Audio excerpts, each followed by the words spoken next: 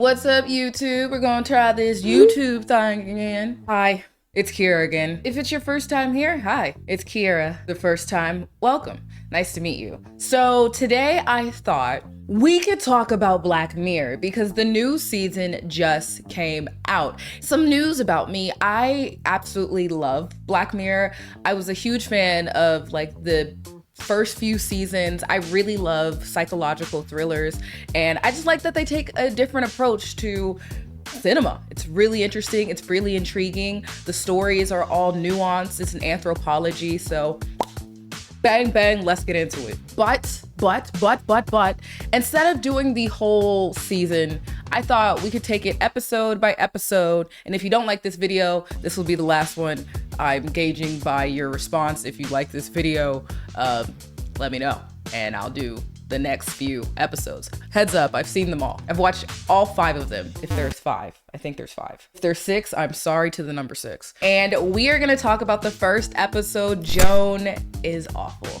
And before we continue this video, there will be spoilers. So if you haven't watched the first episode of Black Mirror, please just watch the first episode on Black Mirror if you can. It's on Netflix, and it's about an hour long. So yeah, leave, come back, and drop a like on the video if you want to. So Joan is Awful. The main character is played by Annie Murphy, or Anna Murphy. What's her name? What's her name again? So Joan is Awful is played by Annie Murphy. I like her work. I don't know if you've seen her before. She also played in Kevin Could Go F Himself, which I truly enjoyed. It was a very cool spin on sitcoms within the entertainment industry and adding a little bit of thriller into it. But I like her as an actress. She kind of reminds me of like a different version of a Margot Robbie. But we start off with her in the bed with her fiance. I know you've seen the trailers or commercials everywhere. She's the one with the blonde streak and everything else in her hair is black dye. Yeah, that's the one. That's Joan.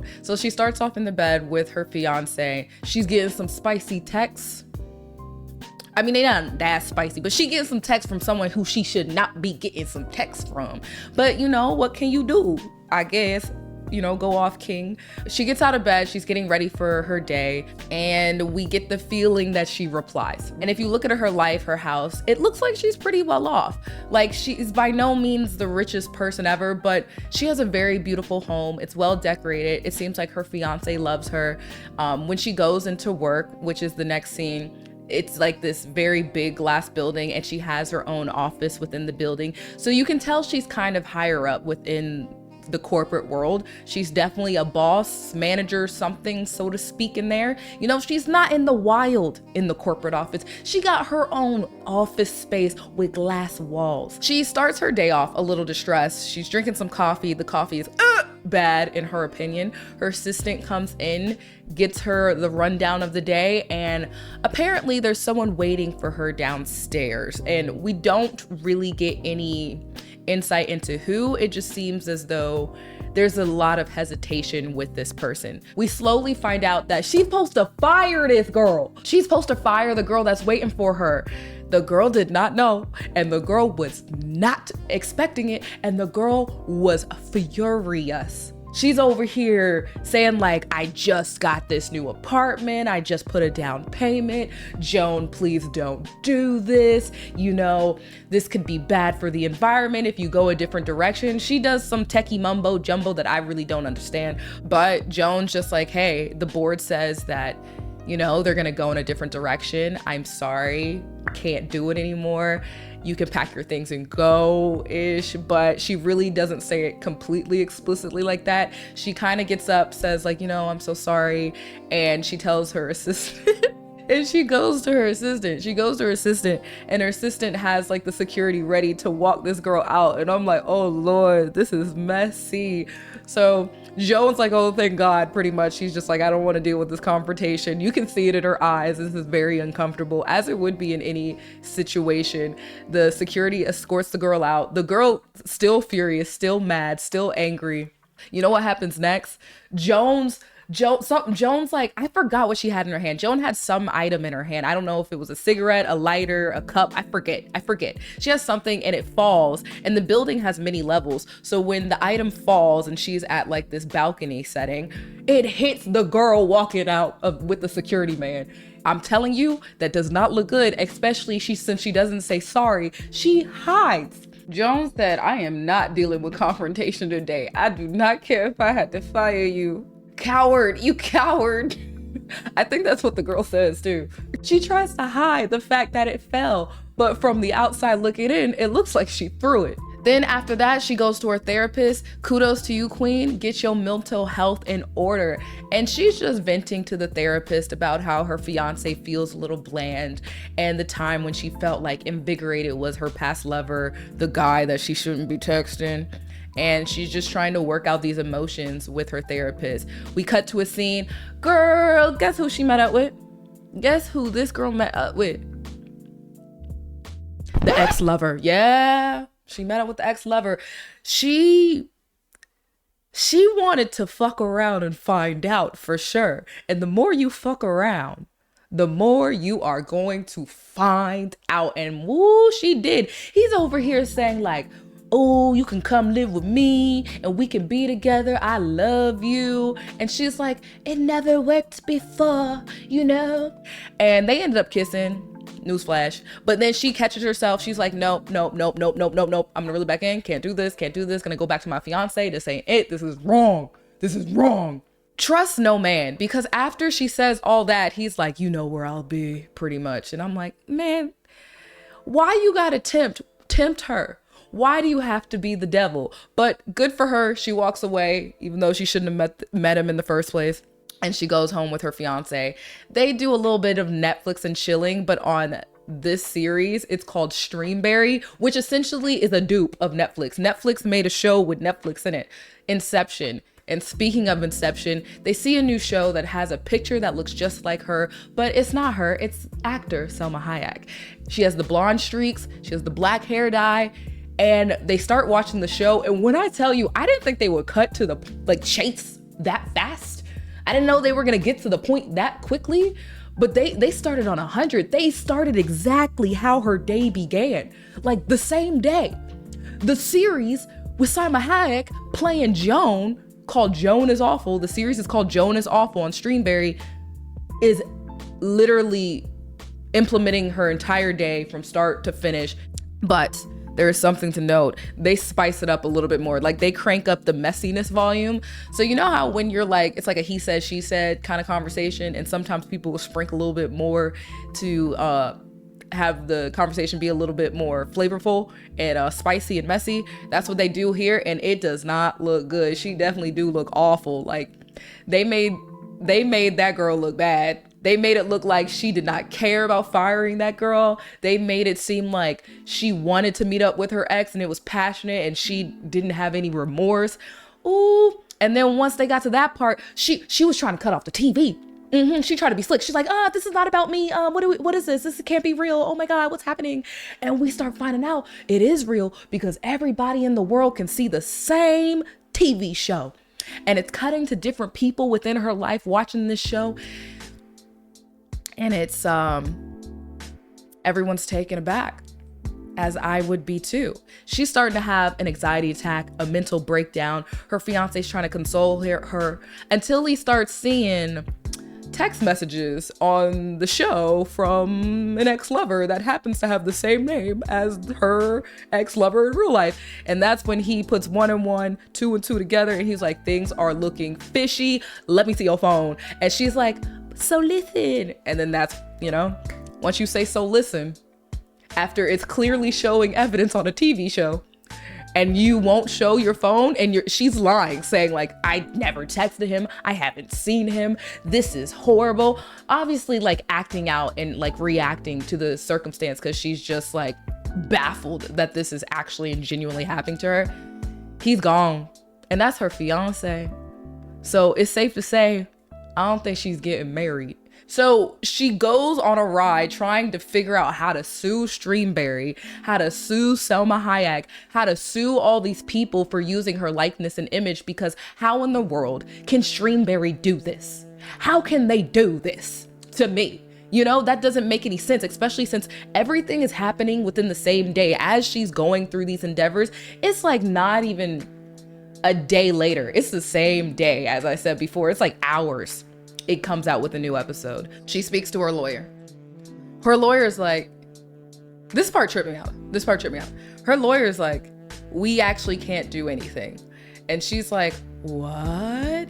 And he's like, yeah, so listen, you know how when you like accept the terms of services for Streamberry? And she's like, what? And he prints out the actual terms and conditions agreement that Streamberry has and said, you signed this contract, and it actually says in this contract that we can use your likeness and image.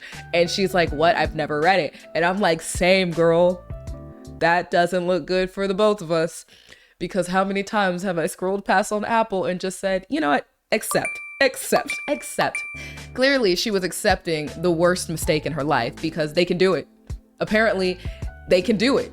And they're using, get this, which is, I thought was funny. They're using AI and like deep fakes to create the show. So it's not even the real Selma Hayek.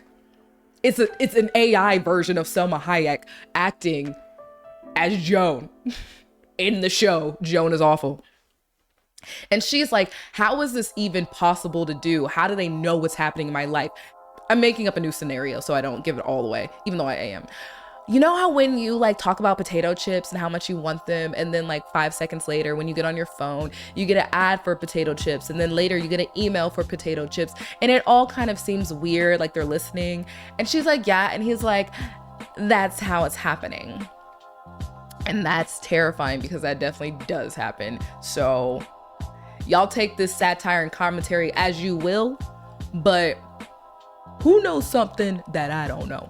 And her lawyer gives her a really great idea, even though at this point she's firing him. So, you know, in the show Streamberry, they mention how like technically they can get Selma Hayek to do anything, because this is not the real Selma Hayek. But obviously, if they have her doing something very blasphemous or ridiculous, Selma Hayek probably wouldn't approve of that. But in this moment, she kind of doesn't have the light bulb idea to use that information. She pretty much leaves. She's fired from her job. Her lawyer's fired. She's a hot mess. She goes to her ex-lover. She tries to get it on. It doesn't work. But ding, ding, ding, it's finally clicking to her, because she puts on the freaking show Joan is Awful, watches it, and has a brilliant idea. She's gonna do something crazy. I'm not gonna tell you what she does, but it is very nasty, very wild, and definitely would ruin your reputation off rip. I wouldn't recommend it to anyone, unless I guess they're going through an AI Inception Streamberry show. Well, she does it, and then Selma Hayek sees it, and she's like, oh no, the real Selma Hayek. And she's like, I'm gonna go to my lawyers. She goes to her lawyers, and her lawyers say the same thing that the real Joan's lawyer said. You can't do anything. You signed away your likeness. And she's like, you're supposed to be protecting me. And, you know, all the lawyers are taking the butt in, but I mean, you should have warned her. But who knew that this is what they do? Because the Selma Hayek in the show that's playing Joan also does the nasty, disgusting behavior that the real Joan did in order to get the real Selma Hayek's attention. They can't do anything. Selma Hayek shows up at this girl's house, the real Joan's house, like, what the hell are you doing? What are you doing? Do you know who I am? Why would you do that? You are disgusting. Because right now, Selma Hayek doesn't know this girl. She doesn't know if she just did this naturally or if this was a plot. And it was a plot, and she finds that out later. But she was just like, girl, like, why? Do you need some milk? Because this is not cool. They band together. They create a dynamic duo after this, because they both realize they're being played by Streamberry, the streaming service, to use their likeness. And they're like, we're going to fight back. We're going to figure out how to do this. So they devise a plan to go to the headquarters of where I don't even know what it's called, the machine is that creates all this AI stuff to make the show that exists. They're going somewhere. They go to the building, the corporate office, to find this machine, because they're gonna destroy it. They said if they won't take it down, we are gonna take it down ourselves. I don't know what in the legality told them they could do that, but I'm with you. Don't use my likeness without my consent, even though I technically consented. But you know what I mean. Let me at least understand the contract first. So they go there, they find the machine where the I guess the AI world exists. And Michael Cera shows up. I love him. I love me some Michael Cera. He has been getting booked and busy. Did you see him on the Barbie trailer? I love it. But he's pretty much a nerd tech doing the nerdy stuff with the machine. I don't really know. He understands that he's very smart. He's very intelligent, and he's trying to explain it to them. And you could tell, I feel like they did this on purpose, because as he's explaining how the AI system works, I am utterly confused, and so are the Selma Hayek and Joan. They're confused listening to him. They're just like, what does this mean? And he's just saying all this mumbo jumbo that inherently is supposed to make sense, but they end up just knocking him out, which I thought was hilarious. I was like, poor Michael Cera. But it turns out, after him explaining and discussing what was happening with the AI that they were using to create these crazy shows, their AI itself, they're not even real. The Joan that saw Selma Hayek in the show isn't even the real Joan. She's also an AI person, and someone else's real version of Joan sees that version of Joan, and Selma Hayek is actually not real, and that's just a version that this Joan in this world sees. I know this is gonna sound confusing. It's very confusing. You just need to watch it yourself to really get the full montage. But inherently, it's like AI Inception, deep fakeception, deep fake under deep fake, making a deep fake. There's levels to this. There's so many levels, and it gets to a point where Joan is debating, like the Joan at the beginning of the series. Not the real Joan. I'm gonna call the actual Joan real Joan, and the one in the series real Joan. So real Joan gets to the part where she's at the machine and she has the opportunity to break down the machine. Everyone is cautioning her against it. Obviously, the owner and creator of the corporation, like security, even Selma Hayek is telling her stop, because technically, if she destroys this machine, they also will destroy themselves, because they are inherently not real and they just don't know, and they're going to destroy millions of AI lives that just didn't know that they were AI. And Joan comes to the conclusion that, if I'm here in this position right now, if life has brought me to this one moment, then the fate is decided. Because if I'm not real, the real Joan already got all the way here enough to know that this is what she wanted to do. So it's really not even up to me. I'm just like following through with fate. And she destroys the machine, and they get obliterated. And we start seeing the real Joan and how her life ended up after causing this instance of breaking the machine, and the celebrity that played her within the series of the real Joan, and how they banded together to do this. And surprisingly, it actually ends up on a happier note, even though they do get arrested. We see Joan later in life pleasantly looking happy and smiling at this small gig that she has. She's no longer in this corporate office. She's working this small job. And the celebrity in her reality, which is the real reality that played her, comes into the shop, and we notice, and we end on both of them having ankle bracelets, aka they're probably on house arrest. And that was probably one of the happier Black Mirror endings.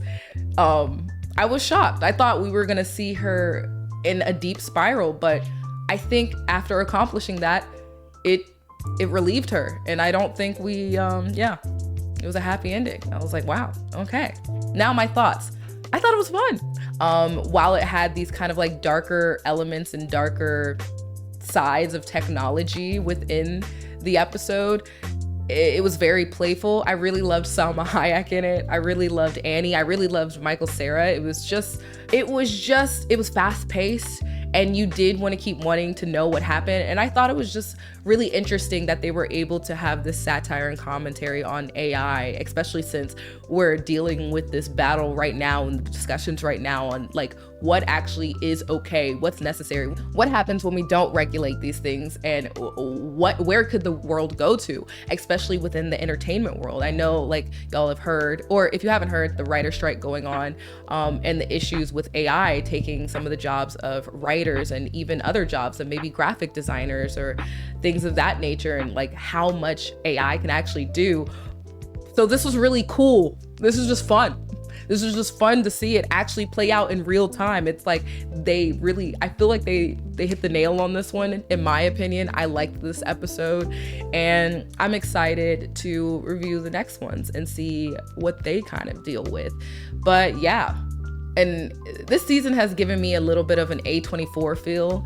I think it was just it was a really cool take, and I liked how it was very on brand for what's happening right now. And yeah, I hope to see more interesting stories like this. So I wonder what happens to Joan later in life. We'll never find out, but you know, Joan is awful, I guess, but not really, you know? She's just doing her best like we all are. I hope you liked that YouTube video. Bye.